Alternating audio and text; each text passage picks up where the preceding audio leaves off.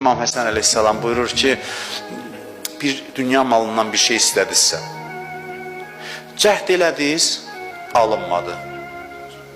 Cəhd elədiniz, alınmadı. Bir, ondan sonra gözəl, istəyirəm də oradan da onları, o sözləri psixologlar araşdırır da artıq. Hərdən mən görmüşəm ki, bu hədis birbaşa psixoloji bir göstərişdir. İmam Həsən əleyhissalam deyir ki, gördün ki, alınmadı, çalış ki, özünə belə bir təlqin eləsən ki, mən heç o vaxt haqqında düşünməmişəm, heç istəməmişəm onu.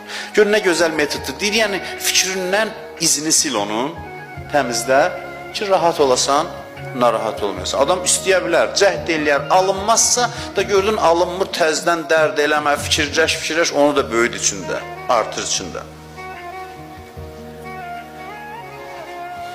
Bəzi şeylər var ki, bir anda onun üstündə düşünmə, heyifdir düşünmək.